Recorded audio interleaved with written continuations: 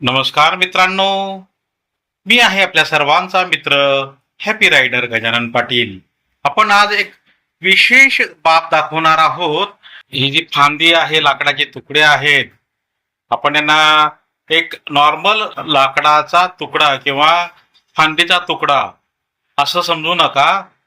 ही आहे पांढरीची काठी. अतिशय चमत्कारिक वस्तू आहे ही. विशेषतः कोकणात दऱ्याखोऱ्यात डोंगर भागात ही वनस्पती मिळते. पांढरीची काठी ही अतिशय चमत्कारिक काठी आहे ही. ह्या लाकडाचं वैशिष्ट्य म्हणजे नॉर्मल जे लाकूड आहे, जंगलात आढळणारे इतर जे लाकूड आहे ते पाण्यात तरंगतं, पण हे जे लाकूड आहे, पांढरीच्या काठीचं जे लाकूड आहे, हे पाण्यात तरंगत नाही, तर हे पाण्यात बुडतं. विशेष म्हणजे ही काठी जी आहे, आपण जर पाण्यात बुडवली तर ती पाण्यात तरंगत नाही, तर पाण्यात बुडते. डोंगर भागात, कोकणात ही वनस्पती आढळून येते. आता मला सांगा की लाकडाचं मूळ नैसर्गिक नियम काय आहे? लाकडाचा मूळ नैसर्गिक नियम आहे पाण्यात तरंगणे.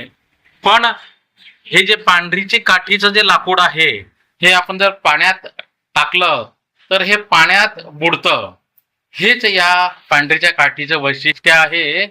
आणि मित्रांनो, ह्याचा छोटातल्या छोटा सुद्धा तुकडा तेवढ्याच कामाचा असतो.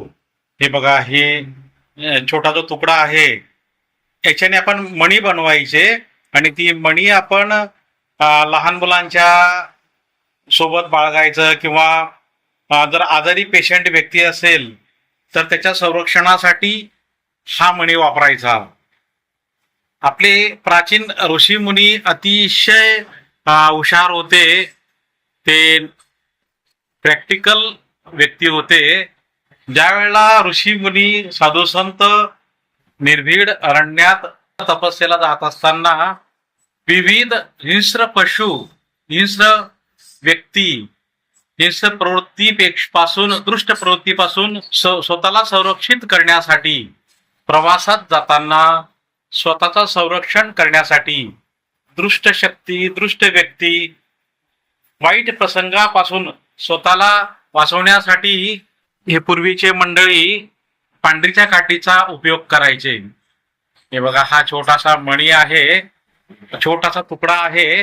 हे आपण मणी स्वरूपात बनवून गळ्यात धारण करू शकतो किंवा लहान मुलांच्या सोबत ठेवू शकतो. आधुनिक काळामध्ये दृष्ट प्रवृत्तीचे लोक आहेत, त्यांच्यापासून आपल्याला स्वतःला संरक्षण करून घ्यायचं आहे, आपल्या कुटुंबाला संरक्षण करायचं आहे.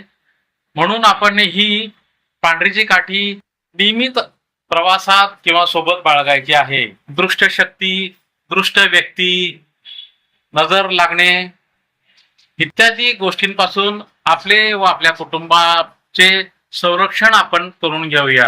मित्रांनो, ही काही अंधश्रद्धा नाही आहे. मित्रांनो, पांढरीची काठी हा एक प्रॅक्टिकल जीवनातला भाग आहे. आपल्या पूर्वजांना, ऋषीमुनींना वनस्पती शास्त्र, रसायनशास्त्र, निसर्ग याचा दांडगा अनुभव होता.